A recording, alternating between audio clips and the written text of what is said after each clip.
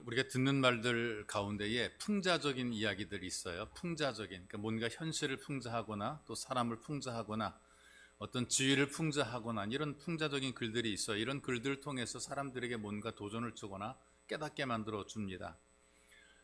잘 먹고 잘 입고 잘 놀고 잘 살다가 갑자기 교통사고를 당해 죽은 사람이 있습니다. 풍자적인 얘기예요. 천국문을 지키는 사자가 물어봐요. 넌 어디서 무엇하다 왔느냐? 죽은 자가 이렇게 얘기를 하면 저는 한국에서 국회의원을 하다가 왔습니다. 문제가 깜짝 놀라는 거예요. 아이고 그만큼 늘었으면 잘 왔네. 죽은 자는 간청을 합니다. 저는 정말 억울합니다. 잘못도 없는데 차가 와서 갑자기 들이박았습니다. 그러니 제발 다시 저를 보내주십시오. 이렇게 얘기를 했어요. 듣고 있던 문제가 대답합니다. 아무 잘못 없는 건 아니지 않나? 법을 잘못 만든 것이 문제 아니냐? 한국에서는 국회의원들이 제멋대로 법을 만든다고 들었다. 그리고 한마디 더 합니다. 야 이놈아, 한국의 국회의원이 얼마나 좋은데 그 좋은 것을 너를 주느니 차라리 내가 가서 하고 말지. 이렇게 했더니 사람들이 잘 살아야 됩니다. 그리스도인들은 정말 잘 살아야 되겠죠. 오늘 본문에 보니까 15절에 삼가 누구에게든지 악을 갚지 말고 서로 대하든지 모든 사람을 대하여 항상 선을 따르라 이렇게 얘기를 한단 말이에요. 선을 따르는 것이 이제 우리가 세상을 살아내는 덕목 가운데 하나입니다. 뭐 선을 행하고 안 행하고 천국 가고 지옥 가고 그런 건 아니고요. 우리가 구원받은 그리스도인 성도가 되었으면 선을 따르는 것이 맞다. 좀 부족해서 우리가 못 따를 수는 있어요. 그리고 완벽하지 못하기도 하고요. 근데 이제 우리 중심, 우리 마음속에 선을 따르다, 착한 것을 따르는 것이 이제 우리의 기본적인 어떤 삶의 덕목이 되어야 된단 말이죠. 그래서 덕목들을 지금 얘기를 할 때 이제 화목을 이루는 것도 이제 덕목 가운데 하나란 말이죠. 그래서 화목하지 못하다고 지옥 간다라는 말은 없지만 그러나 화목해야 이것이 우리가 살아가는데 은혜롭고 좋을 뿐 아니라 예배도 복된 예배를 드릴 수 있다 이렇게 얘기를 합니다. 그래서 화목이 깨지게 되면 은혜도 깨지게 돼요. 이를테면 우리가 유리에 금이 가고 그릇에 금이 가는 경우들이 있잖아요. 금 간 것 보게 되면 여러분 어떤 생각이 드나요? 아슬아슬하잖아요. 언제 깰지 모르니까 불안불안하단 말이죠. 그리고 마음이 좀 쫄아든다 그럴까? 마음 졸인다 그러죠. 저러다 깨지면 어떡하지?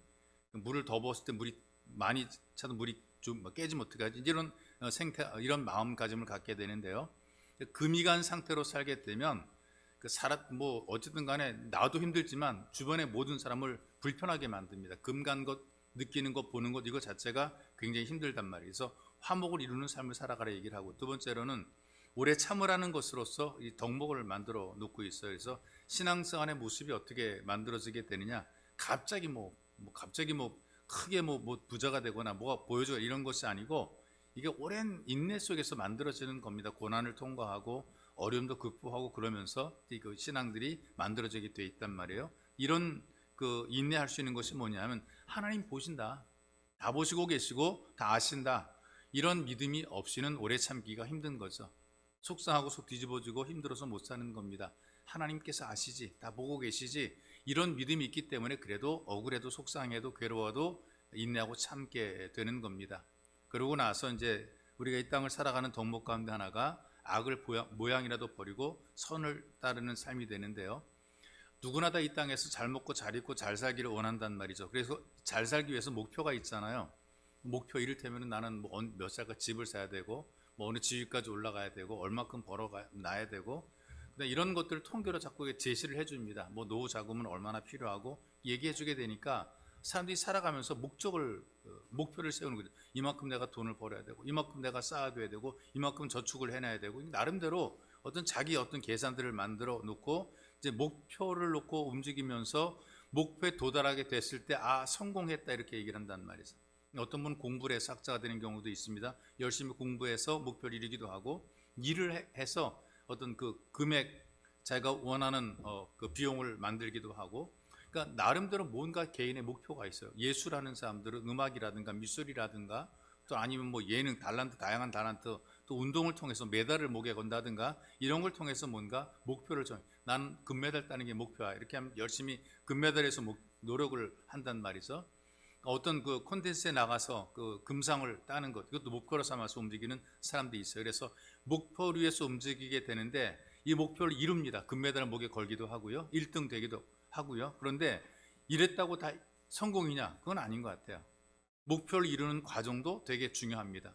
금메달 목에 걸었는데 이를테면은 그 부정으로 출발해서 또는 어떤 부정으로 1등하게 됐을 때는 금메달 딴 것도 다시 회수하게 되는 그런 경우도 있단 말이죠. 그래서 목표가 이루는 것만이 성공이 아니라 과정도 정당해야 된다. 모든 과정도 정당하게 되고 과정이 정당하지 못하게 되면 역시 이루는 성공도 온전한 성공은 아니더라 그 말입니다. 그래서 좋은 목적을 가졌더라도 방법이나 수단이 올바른 방법, 선한 방법을 가지고 쓰지 않게 되면 이게 바른 성공이 아닌 거예요. 이를테면 성경의 예를 들어서는 이렇습니다. 가나안이라고 하는 목표가 있어요. 우리는 가나안 땅으로 가야 돼. 광야 생활하는 이스라엘 사람들이 갈 곳이 어디입니까? 가나안 땅을 가야 되는 거란 말이죠. 근데 가나안에만 가면 성공이냐? 목표가 거기 있기 때문에 거기 가면 성공이냐? 거기 못 간 사람들이 대부분인데, 근데 가면 성공인가? 가도 성공은 아닌 거죠. 왜? 가는 과정 속에서 훈련, 연단 이걸 다 받지 못하게 되면, 믿음을 훈련하지 못하게 되면 과도 거기 가서도 실패하게 되어 있습니다. 그런 과정들이 이 가나안 땅에 들어갈 때의 광야 생활이라는 과정들이 힘들고 고통스럽고 쓸모없다. 대충 지나가게 되면 거기 가서도 제대로 살지 못하게 돼요. 그 예 가운데 하나가 가나안 땅에 들어가긴 했지만 다 들어가진 못했고요. 불순종한 사람들은 광야에서 다 죽었습니다. 그리고 들어간 사람들 가운데서도 제대로 누리지 못하고 지키지 못하고 우상 숭배에 빠지게 되고 자기들의 지역도 뺏기고 그 다음에 자기들에게 주어진 영역도 다 잃어버리는 그런 모습을 보여주는 거죠. 그래서 결국 이걸 우리가 말로 표현하게 되면 주어도 못 먹는 삶 이렇게 되는 거예요. 주어도 못 먹어요. 목표를 이루고도 목적지까지 갔어도 결국에는 신앙에 실패하게 되고 갔다가도 빼앗기게 되고 준 것도 잃어버리게 되는 그런 인생이 그런 삶이 되는 거란 말이죠. 근데 세상은 우리에게 목표를 정하고 목표를 빨리 달성만 하면 성공이라 그래요. 이 영업부서가 특별히 이런 걸 많이 하거든요. 그래프 딱 붙여놓고 누가 잘하는 그 스티커를 자꾸 붙여준단 말이죠. 막대기 눈금으로 올려줍니다. 차를 많이 판매하고 물건을 많이 판매하고 이것들에서 무슨 왕, 보험 왕, 자동차 판매 왕 이렇게 해놓고요. 근데 목표를 위해서 열심히 이제 그 판매를 하게 만들고 많은 수익을 가져다 주게 되면 여러 가지 어떤 칭찬과 격려를 하게 되고 못하게 되면 열등하게 좀 주눅들어 살게 만든단 말이죠. 그렇다면 이 목표를 이루기 위해서 여러 가지 어떤 방법들을 동원하게 돼요. 감언 이설도 동원하게 되고요. 때로는 거짓말도 하게 되고요. 어떤 다양한 어떤 불법적인 방법도 동원하게 되고요. 그래서 일단 만들어 놓게 되는 거죠. 이게 성공이냐, 이게 잘하는 거냐, 그런 건 아닌 겁니다. 거기까지 가도 이루어도 누려도 이건 올바른 성공과 올바른 그 승리가 아니라 그 말입니다. 그래서 이렇게 잘해서 누리는 것이 절대로 좋은 것은 아니더라. 결국 언젠가는 잃어버리게 되고 허물어지게 되는 겁니다. 그렇다면 이런 것들, 이런 선을 행하는 것을 보장해 주기 위해서 뭔가 좀 필요한 것들이 어떤 것인가? 정의로운 제도가 필요하다는 말이죠. 그러니까 이를테면은 당하는 사람의 입장, 그러니까 자기가 얻으면은 다 누리게 되는데, 근데 억울하게 당하는 사람도 있을 거 아니겠어요? 당하는 사람, 뭔가 빼앗기게 되거나 잃어버리게 되거나 억울하게 속아 넘어가게 되거나 사기를 당하게 되거나 이런 일을 겪게 되면은 너무 억울하잖아요. 내가 열심히 사업체 하나를 만들어 놨어요. 그런데 사기를 당해 사업체가 넘어가 버리게 되는 거예요. 이런 일들이 만들어지게 됐을 때에 이걸 빼앗긴 사람들 얼마나 억울하겠습니까? 이런 사람들에게는 또 뭔가 어떤 보상할 수 있는, 아니 보장해 줄 수 있는 이제 그런 제도가 필요하단 말이죠. 가슴에 맺힌 것들이 많기 때문에 이런 악들이 쌓이게 되면 결국은 서로 아귀다툼하는 세상이 될 수밖에 없단 말이죠. 여러분, 우리나라는 사형을 집행하지 않습니다. 어떤 심각한 범죄를 저질러도 사형을 집행하지 않기 때문에 잠정 사형 폐지 국가예요. 실제로 잠정이 아니고 거의 사형 폐지 국가죠. 그러니까 아무리 악랄한 죄, 몇십 명을 죽여도 연쇄살인범이라 할지라도 사형을 안 시킵니다. 악랄하게 살았더라도 그 사람은 사형당하지 않기 때문에 오히려 대들어요. 죽여라고 막 대들어요. 범죄를 저지르고도 죽이라고. 왜? 죽일 수 없으니까. 죽여라 소리를 지르고 오히려 대든다 이런 얘기를 듣게 된단 말이죠. 왜냐하면 어쨌든 간에 사형시키지 않기 때문에 그렇습니다. 그런데 성경은 사형 제도를 인정한단 말이죠. 이유가 뭐냐 하면은 악랄한 사람 죽어라 그런 의미가 아니라 선을 위한 도구로서 이 사형 제도를 인정하는 거란 말이에요. 죄를 지었으니까 너 죽어라 그런 마음으로 이 사형 제도가 있는 것은 아니고요. 죄를 무서워하고 두려워하고 거북해하고 바르게 살아가기 위해서 엄한 벌도 필요하다. 엄하게 벌을 받는 것을 보면 이러면 안 되겠다라고 하는 어떤 도전을 받기 때문에, 가르침 받기 때문에 이 사형 제도에 대해서 인정을 하고 있단 말이죠. 물론 악랄한 사람들은요, 이래 주거나 저래 주거나 마찬가지라 생각하고 사형이 있어도 자기가 저지른 죄를 멈추지는 않습니다. 그래서 교도소가 아무리 많아도 뭐 사람을 계속 사형시켜도 그렇게 또 악랄한 사람들이 또 사형수들이 계속 만들어져요. 뭐 중국도 그렇고요. 그다음에 또 사형 제도가 있는 나라들을 보게 되면 하지 말라 그래도 또 해가지고 사형 당하는 사람들이 굉장히 많단 말이죠. 그러나 선하게 살려는 사람들에게는 경고가 되는, 사형 제도가 경고가 되는 거죠. 그래서 죄를 멀리하는 그런 작은 효과가 있는 것입니다. 여러분, 사람 죽이는 게 범죄잖아요. 성경에서도 사람을 살인하지 말라 분명히 얘기를 했단 말이죠. 그리고 구약에도 보게 되니까요, 의도적으로 계획적으로 살인하게 된 반드시 죽이라 그랬어요. 사람을 죽인 사람들을 반드시 죽이라고 이렇게 얘기를 했단 말이죠. 개인이 죽이라고 말하는 것이 아니고요, 나라가, 어떤 제도가, 어떤 제사장이 재판을 해서 악의를 가지고 고의적으로 살인했다면 그 사람은 당연히 사형 선고를 내려 죽게 하라, 이렇게 얘기를 한단 말이죠. 왜? 하나님께서 공의의 하나님이시기 때문에 정의로운 나라는 정의로운 제도가 있어야 되는 것이고, 억울함을 당한 사람들이 없도록 하는 것이란 말이에요. 그러니까 억울한 사람들이 많아지는 것은, 또 억울한 사람들을 모른 채 살아간다는 것은 정의롭지 못한 거예요. 선하지도 않은 거란 말이에요. 그래서 만약에 고의성을 가지고 그렇게 범죄를 저지르면 그 죄에 대한 합당한 대가를 지불하도록 만들라는 것이 성경의 내용이에요. 근데 고의성이 없이 사고로 사람을 죽이는 경우도 있잖아요. 우리나라는 과실치사라는 이제 그런 그 죄목을 붙이더라고요. 죽일 마음이 없는데 실수로 사람을 죽였어. 그러면 보호해 주라는 거예요. 실수로 사람의 생명을 빼앗았으면 그 사람을 보호하라. 도망가도록 만들어 주라는 거죠. 그래서 도피성이라는 제도가 있습니다. 그래서 가장 가까운 곳에 빨리 도망가서 피할 수 있는 도피성이라는 곳이 있는데, 각 지파들마다 이 도피성을 만들어서 6개가 있단 말이죠. 그래서 나무 하다가 나무를 패려고 그러는데 도끼자루에 도끼가 빠져나가서 앞에 있는 사람, 구경하던 사람을 때리는 바람에 그 사람이 죽었어요. 이거 너무나 억울하잖아요. 그래서 도망간단 말이에요. 도피성으로 도망가서 숨게 되면 이 문제가 해결될 때까지 도피성에서 이 사람의 생명을 보존하게 되는 거란 말이죠. 그래서 우리가 부족해서 실수한 것, 잘못해 실수한 것은 다 하나님께서 보호해주고 용서를 해주는 거란 말이에요. 근데 이 용서라는 것도요, 이렇습니다. 개인의 특권인 경우들이 많거든요. 이를테면 우리가 이 국민들이 이제 함께 살아가는 이 나라의 권리가 너 용서해라고 그렇게 말할 수 있는 그런 권리는 없어요. 우리가 뭐 용서는 내가 용서해 용서가 되는 거지, 네가 용서해 이렇게 말할 수 있는 권위는 없단 말이죠. 그래서 나라마다 제도를 만들어 놓잖아요. 법적 제도를 만들어 놓는데 피해를 입은 사람들이 억울함이 있은 걸 풀어주는 거란 말이죠. 근데 피해자를 보호해주지 않고 이 피해자를 구제해주지 않게 되면 이 더 큰 범죄가 만들어지죠. 왜냐하면 해도 되는구나, 저렇게 나쁜 짓 저질러도 되는구나, 그래서 나쁜 짓 계속 더 저지르게 돼 있단 말이에요. 그리고 당한 사람들의 마음속에는 복수의 감정이 있어요. 네가 그래? 그럼 나도 가만히 안 있어. 그래서 복수의 감정으로 상대편을 또 타격을 하게 되니까 점점 더 악이 악화되는 거예요. 그래서 용서라는 것을 통해서, 용서를 통해서 사람들의 감정을 누그러뜨리게 되고 서로 화목하고 화해하게 만드는 겁니다. 이를테면 우리가 잘 알고 있는 사랑의 원자탄으로 불리워진 그 손양훈 목사님 계시지 않습니까? 두 아들, 그것도 그냥 보통 두 아들이 아니고요, 상당히 미래가 전망이 좀 전도 양양한 두 아들인데요, 이 두 아들을 공산당원들이 살해를 했어요. 그 당시에 이제 6.25 전쟁이 일어나기 전에 한국에 있던 남로당 쪽 사람들에 의해서 이제 그 공산주의자들의 반란에 의해서 이제 폭도들에 의해서 이제 죽임을 당하게 된 거죠.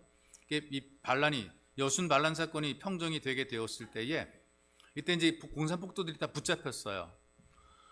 그런데 붙잡아가지고 그 살인범들, 그러니까 폭도들에게 나름대로 경중에 따라서 이제 어떤 국가 법정에서 판결을 하게 됩니다. 근데 사형 선고를 받았죠. 사형 선고를 내리게 됐어요. 그때 이 손양원 목사님이 그 살인범을 용서하고 양자로 삼겠다고 선언을 했어요. 그리고 탄원서를 막 올렸습니다.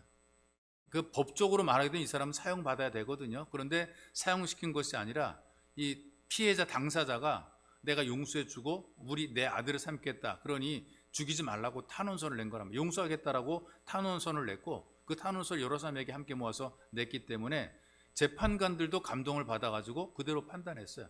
원래 사형이지만 사형하지 않고 다시 용서를 해서 양 아들로 살아갈 수 있도록 풀어줬어요.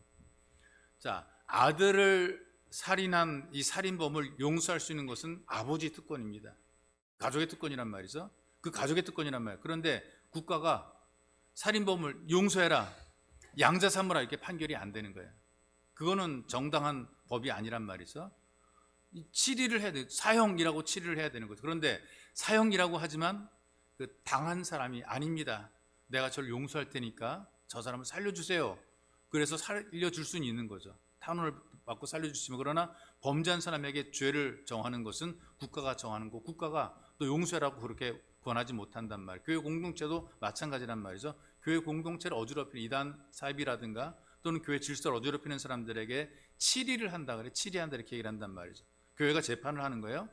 그래서 그런 사람에게 뭐 출교 오지 말아라, 또 아니면은 교회에 내보내는 거예요. 수찬 정지, 성찬에 참석하지 못하도록 시벌을 하는 거란 말이에요. 벌을 주는 거란 말이죠. 왜 그렇게 하는가? 이걸 안 하게 되면 교회가 어려워지게 되고 혼란해지게 되고, 징계를 해서 치를 해야 이렇게 하면 안 되는구나 사람들이 알게 되는 거란 말이에요. 그러나 그럼에도 불구하고 악으로 악을 갚지 않고 모든 사람에 대해서 선을 행하라 이렇게 얘기하는 이유가 뭐냐 하면, 억울한 사람이 없고 공평하게 살아갈 수 있도록 잘 관리하고 지도하라, 이것을 성경이 우리에게 가르쳐 주는 겁니다. 만약에 이렇게 좀 공평하게 하지 않게 된 마음속에 다 복수의 감정들이 있어요. 칼을 갈고 있는 거란 말이죠. 내가 억울하게 당했으면 나도 그 사람에 대해서 억울하게 하고 싶은 그런 마음이 있는 거란 말이죠. 이 권선징악이라고 하는 기본적인 이런 삶의 그 원리들이 깨져버리게 되면 마음속에 원한이 생겨나게 되는 거예요. 사랑을 심거나 좋은 선을 심게 되면 그만큼 좋은 일들이 만들어지게 되는데, 비판을 자꾸 하게 되다 보게 되니까 자기도 비판을 받게 되고 비판을 서로 비판하니까 감정이 악화되는 거란 말이죠. 이를테면 내가 비판을 받기 전에는 그 사람에 대해서 무관심했어요. 나를 비판하는 사람이 아니니까. 근데 그 사람이 나를 비판한단 말이에요. 그럼 그 순간에 내 머릿속에는 그 사람에 대해서 뭘 비판할 것인가를 또 생각하는 거예요. 이게 사람이란 말이에요. 아무 말도 안 했을 때는 아무런 감정이 없었는데, 당신 왜 그러냐고 막 어떤 나에 대해 비판을 막 하게 되면 나 또한 나에게 그렇게 말하는 사람에 대해서 감정이 상해서 저놈은 도대체 어떤 잘못을 갖고 있을까? 어떤 죄를 짓고 있을까? 이런 생각들을 하게 되니까 이 감정이 악화가 되고 점점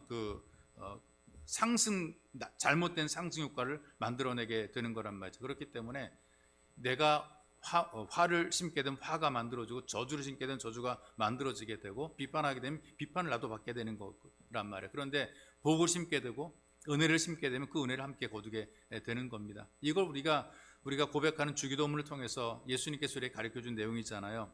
우리가 우리에게 죄를 지은 자를 사하여 준 것 같이 우리 죄를 사하여 주옵소서. 그러니까 우리가 우리에게 죄 지은 자를 사하여 준 것 같이, 요 구절을 갖다가 너 나를 용서해 이렇게 말할 수 있는 건 아니라면, 내가 그를 용서하는 것이지 너 나 용서해라고 우리가 요구할 수 없는 거란 말이에요. 서로 용서하게 될 때에 이 용서받기야 참 편한 것이지, 나는 용서할 수 없지, 나는 도저히 용서 못해, 그러면서 내 죄에 대해서 용서받기 원하는 것은 이게 선함이 아니라는 거예요. 그래서 나도 용서받기 원하면 다른 사람 용서해야 되는 것인데, 나는 용서받기 원하고 남들 용서하지 않은 것은 이건 바람직한 선한 마음가짐이 아니라는 얘기입니다. 그런 의미에서 우리가 일평생 동안 선을 심어야 됩니다. 좋은 말해야 되고, 좋은 행동해야 되고, 진실함과 선함과 친절함으로 성도들을 섬겨야 되고, 그래서 선한 영향력을 나타내는 것이 성도들의 삶이 돼야 되는 것이, 이런 삶들이 성도들의 덕목인 거예요. 예수 믿으니까 저렇게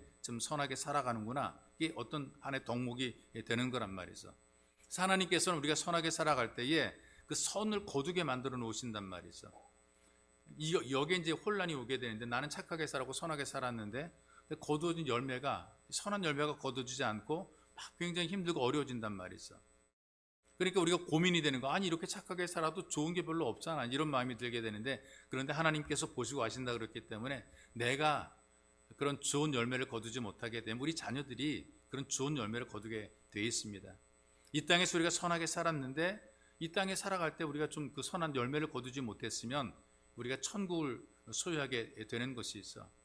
여러분, 하나님의 그 말씀은 살아온 삶에 대해서 판결이 있다는 사실을 분명히 우리에게 알려주고 있습니다. 분명히 우리가 살아올 때에 그 삶에 대한 심판을 하신단 말이에요. 그래서 천국만 있는 게 아니라 지옥도 있다 그러잖아요. 이걸 우리가 알아야 되는 거예요. 우리의 살아온 삶이 정말 세상에서 거두는 게 별로 없고 고생 많이 하고 세상 말로 직사하게 고생하고 그랬어도 우리가 선한 마음으로 살았을 때 거두는 게 천국과 지옥이 있는데 우리는 천국에 대한 보상을 가지고 살아가는 것이란 말이죠. 악을 행하며 살아가는 사람이 있어요. 남을 괴롭힌 사람이 있단 말이에요. 근데 아주 굉장히 남에게 고통을 주는 사람인데 그렇게 악하게 사는 사람이 잘 살아요. 뭐 사기치고 거짓말하고 속이고 그래도 잘 살고요. 또 죽을 때도 편하게 죽어요. 뭐 자손들에게 뭐 많이 남겨놓고 죽고 막. 그런데 그렇게 사는 모습을 바라볼 때에 심판이 없다면 당한 사람들의 마음속에는 뭔가 맺히는 게 있을 겁니다. 아니 뭐야 저거 도대체.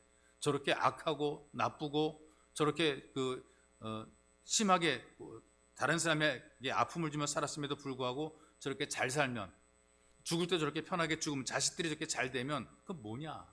근데 여러분 성경을 보게 되니까 심판을 통해서 판결을 받게 된다는, 심판이 있다, 이걸 우리에게 알려주고 있습니다. 그래서 천국만 있는 것이 아니라 지옥이 있기 때문에 우리가 잘 살아야 된다. 악을 심지 말고 하나님의 도움으로 선을 따르는 삶을 살아가야 된다는 것입니다. 그래서 우리가 사는 세상에는 보상의 원리도 모순이 있단 말이죠. 이를테면 착한 사람이 비난을 막 듣는 경우들이 있고요, 아주 동네에서 나쁜 평판을 받는 사람인데 오히려 일부에 칭찬을 하기도 하고 그런단 말이죠. 그래서 종종 그 어른들이 하는 말 가운데에 앞산의 호랑이는 뭐하냐, 저런 인간 안 잡아가고, 그런 말들 해요. 죽어야 될 사람이 안 죽고 잘 되는 것을 보면서 굉장히 속상한 거란 말이죠. 성경이 이것을 다 우리에게 알려주고 있습니다. 전도서 3장 16절에 이렇게 얘기를 해요. 내가 해 아래에서 보니 또 보건대 재판하는 곳에도 악이 있다, 이렇게 얘기한단 말이죠. 재판이라는 시스템이 잘 되어 있지만 재판하는 사람들 속에 악이 있어서 억울한 결과가 만들어지기도 하는 겁니다. 그래서 이럴 때 권력이 있거나 돈이 있거나 그런 편안한데요, 지위도 없지요, 가진 것도 없지요. 일반 시민들, 그냥 소시민들은 해결할 방법과 길이 없는 겁니다. 그래서 오히려 억울하게 고통당하는 사람들이 많이 있어요. 잘못하지 않고도 돈 있는 사람에게, 권력 있는 사람에게 계속 소송을 당해서 결국에는 무기력하게 무너지는 그런 사람들이 있습니다. 기업들도 마찬가지거든요.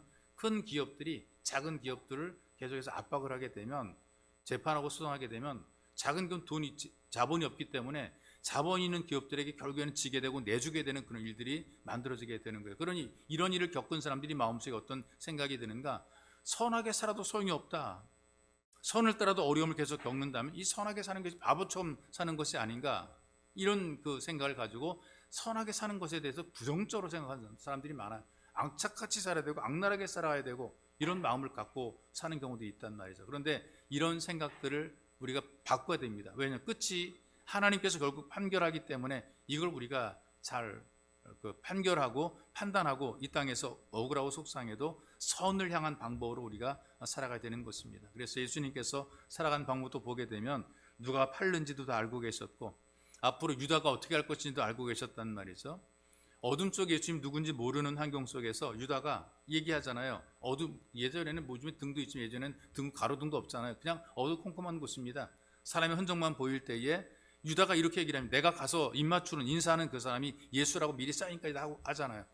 그렇게 예수를 잡기 위해서 앞장서 다가오는 사람 향해서 이 베드로가 칼을 들어가지고 휘둘렀어요. 근데 귀가 잘린 사람이 누구냐면 제사장의 부하인 하수인인 말고라는 사람입니다.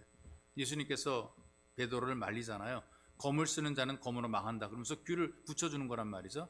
그리고 말씀하시기를 내가 이걸 뭐 해결하지 못해서 가만히 있는 것이 아니다. 그러면서 예수님께서는 무능하게 끌려갔습니다. 저는 이 장면을 보게 되면 스승을 지키겠다는 베드로의 충성보다도 잡으려고 한 사람들을 챙겨주는 그런 모습을 보게 돼요. 오히려 이 베드로는 스승 지키겠다고 칼 들고 휘둘렀는데 베드로한테는 참으라 얘기를 하고 자기를 잡으려고 온 사람의 귀를 붙여주면서 오히려 그들을 배려한단 말이에요. 그러니 아니 뭐 착하게 살아도 아무 의미 없는 것이 아닌가. 예수님께서 뭐 모욕을 당하시고 끌려가시고 고초를 당하시고 선하게 산들 무슨 유익이 있는가. 그리고 악보다도, 선을 따라도 악한 것보다 못하다면 도대체 왜 우리가 선을 따르며 살아가야 되는가, 그 이유가 뭔가, 이런 그 갈등과 고민을 하게 돼 있어요. 그래서 여러분과 제가 사는 세상에 보게 되면 우리가 이해하지 못할 일들이 많아요. 나쁜 사람이 잘 되고 착한 사람이 안 되기도 하고요. 이런 것들을 바라보면서 야 정말 세상이 왜 이럴까라는 그런 생각을 하기도 하는데, 근데 중요한 것은 성경이 우리에게 알려주는 교훈은 그럼에도 불구하고 하나님 말씀대로 선을 따라 행하라, 선을 추구하라, 이것을 우리에게 요구하고 있어요. 마지막 판단은 하나님께서 하신다는 것이죠. 그렇기 때문에 여러분과 저의 삶은 이렇든 저렇든 주께서 말씀하시는 것처럼 선을 따라 살겠다라는 결단을 해야 됩니다. 그래서 이것은 믿음으로 살아가는 것입니다. 예배자로 살아가는 것이고요. 그리고 하나님 말씀을 기꺼이 순종하는 것입니다. 더 나아지는 것도 없고 좋아지는 것도 없어도 그래도 우리가 선을 따라 살아가는 것. 낙심하지 말고 선을 따르는 삶으로 살아갈 때에 하나님께서 우리를 결국은 보장해 주시고 책임져 주시고 인정해 주시는 것입니다. 그러니 환경 때문에, 조건 때문에, 분위기 때문에 낙심하지 마시고 말씀을 따라 선을 따르는 삶이 되시기를 주님의 이름으로 축복합니다. 좋으신 하나님, 우리가 세상을 바라볼 때에 참 여러 가지 문제들이 많고 왜 이럴까라는 그 갈등과 고민을 하기도 합니다. 열심히 사는 사람, 착한 사람, 선한 사람들이 고난을 받고 그 악함 속에 눌려 살기도 하고, 상당히 악한 사람들임에도 불구하고 승승장구 잘 되는 사람들의 모습을 보기도 합니다. 이런 것들을 통해서 세상이 왜 이럴까 고민하지만, 그러나 하나님은 다 알고 계시고 보고 계신 우리가 같이 악을 행하는 자가 되지 않게 도와주시고 끝까지 선을 추구하는 선한 마음을 가지고 살게 하시고 하나님 앞에서의 삶이 되도록 우리를 도우시고 인도해 주옵소서. 이런 선함을 통해 하나님 앞에 귀하게 쓰임받는 복 있는 삶이 되게 도와주옵소서. 보배로우신 예수님의 이름으로 기도하옵나이다. 아멘.